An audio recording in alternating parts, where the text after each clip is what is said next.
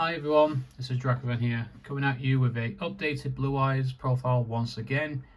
I have recently went to my OTS championship and placed 7th place at the tournament out of, it was 22, 24 players, I'm not too sure. Top 8 regardless, so I'll take it.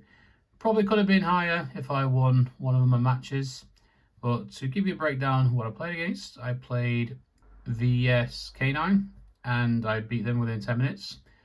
They bricked apparently. Game 2, I somehow lost to Heroes. Shout out to my opponent. He clearly knew the deck better than my own, so kudos to it.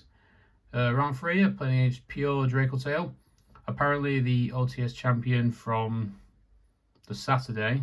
Shout out to the Hive channel, but I beat him. Round 4 was against a branded player, who's also the guy behind the Hive. So again, shout out to him. He beat me. A very good branded player for what it's worth. It was just a grind, absolute grind. So unfortunately, I lost that one. And then round 5 was against Malice, but the player was really bad. So I guess I just won by default. Right, yeah. I really am happy how this has turned out. But moving forward after today, I will be going back to a more simplified route. So I hope you like my deck choices, or card choices I should say. But Blue-Eyes still puts in the work. Definitely a good anti-meta contender, I'd like to say. But yeah, without any further ado, let's get started. It comes to no surprise to anyone, like the engine hasn't really changed in terms of the Blue-Eyes archetype. So 2 Blue-Eyes White Dragon, 3 Maiden, and 3 Sage. This is all I ran. I did not play the Effect Veiler, and that's purely because I've been shrinking down the deck and cutting down all the unnecessary cards that I think was irrelevant. The deck size was 42, so this is all I played. Very self-explanatory. Sage to get Maiden, Maiden to get the True Light. If you have a Spurs Sage in hand whilst Maiden on board, you can get another level 9 tuner or a Blue-Eyes White Dragon from the graveyard. So very good overall. Did the work. Spell and trap wise, very minimal package. Only 2 wishes and then the 4 bricks. So yeah, wishes probably only resolves once, so that's why we cut down to 2. So we'll be searching either the Raw or the Majesty, and then we have the True Light and then a Mausoleum because they are necessary. Yeah, this is how you can run when it comes to blue. Onto the Primite engine. 3 barrel, 3 load, 2 drill beam. I am an advocate to say 2 is definitely better than 1. I highly recommend it.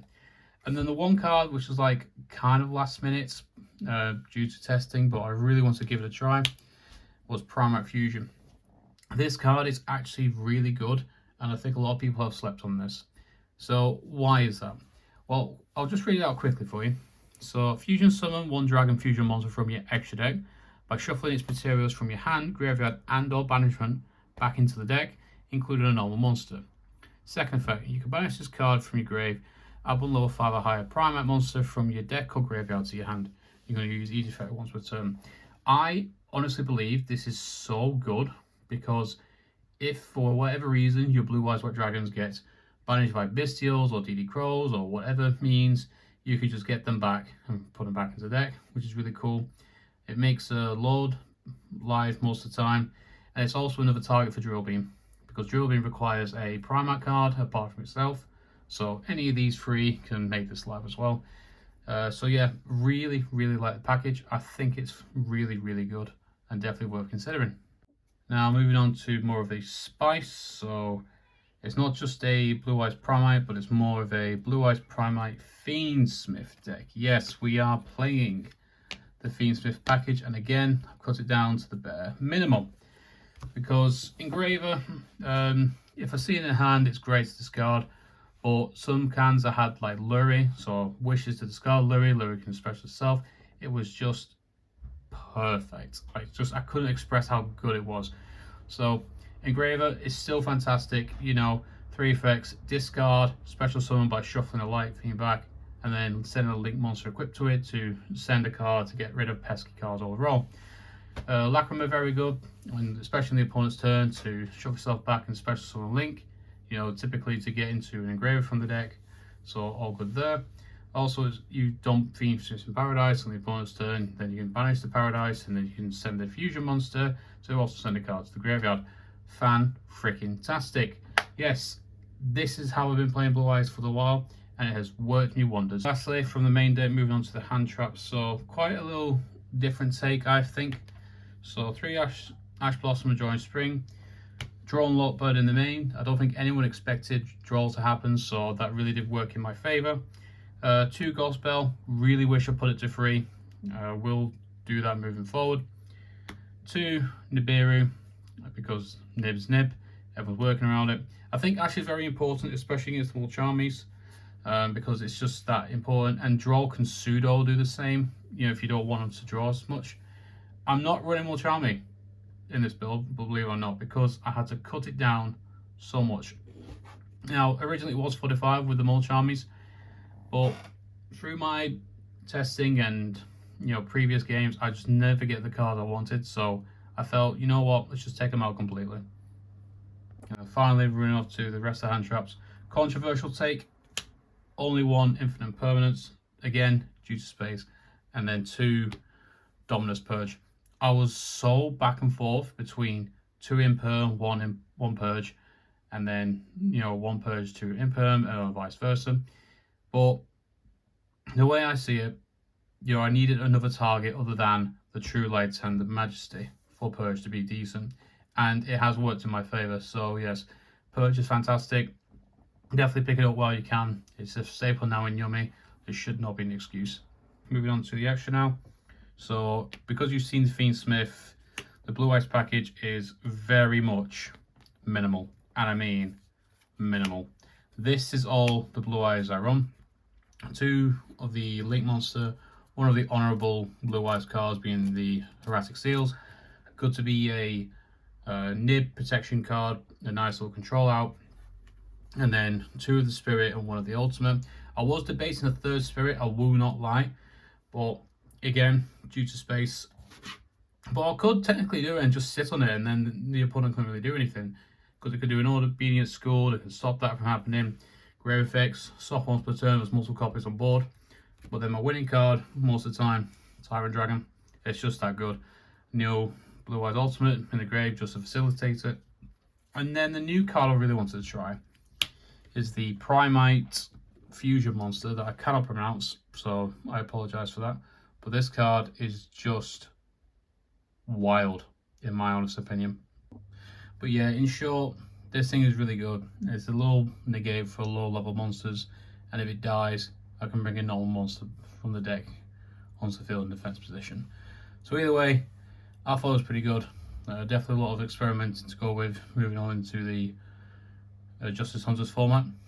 So the only reason why this deck profile was possible, because I had it in my head for the longest time that Blue-Eyes Primite had a big weakness where you stop one engine and then you relied on the other, but if you stop both, then you didn't have anything to go by. So the only solution was, well, if I've got an effect monster on this side that's been stopped, and I've got an effect monster on this side that's been stopped, this is where this comes in. Moon of the Closed Heaven.